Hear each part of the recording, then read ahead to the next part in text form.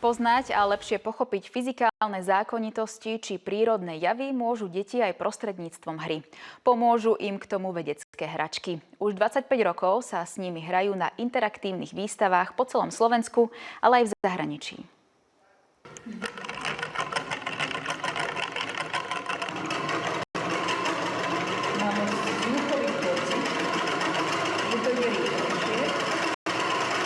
Beata Pôbišová stála pred štvrtstoročím pri zrode prvej interaktívnej výstavy vedeckých hračiek, hlavolámov a experimentov. Zrealizovali ju v spolupráci s Úradom priemyselného vlastníctva v Múzeu Slovenského národného povstania v Banskej Bystrici.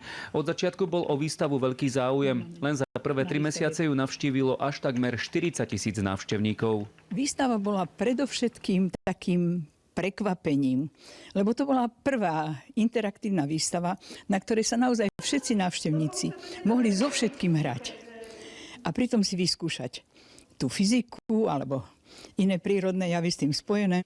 Dnes evidujeme zhruba 182 vedeckých hračiek. Na prvej výstave ich bolo vyše 100. Vedecká hračka je každá dobrá, kvalitná hračka, ktorá má naviac tú spôsobilosť, že nejakým spôsobom pri hre približuje prírodný zákon, úkaz alebo jav, alebo technický fenomén. A my sme presvedčení, že je určená pre široké vekové rozpätie, nie len pre žiakov.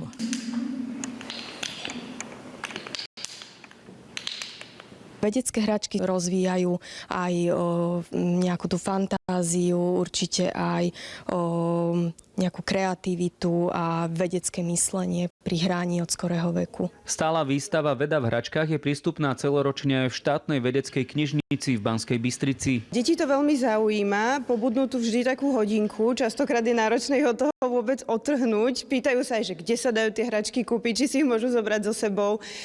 Učia sa a niektoré princípy fyzikálne, ktoré sa im snažíme teda samozrejme aj vysvetľovať, už poznajú, hrajú sa, dokonca tu boli aj na hodine fyziky a že pani fyzikárka im vysvetľovala a mali takú interaktívnu hodinu. Deti si predstavujú lepšie potom tú fyziku a tie prírodné javy. Beata Pôbišová navrhla za uplynulé štvrťstoročie vyše 70 kompletov interaktívnych tematických výstav. Väčšina z nich sa stala putovnými.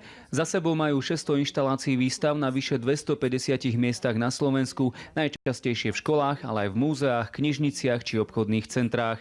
18 krát vystavovali v zahraničí. Výstavy vedeckej hračky dosiaľ navštívilo viac ako 1,5 milióna návštevníkov. Marek Pivoluska, RTVS. Medveď Féli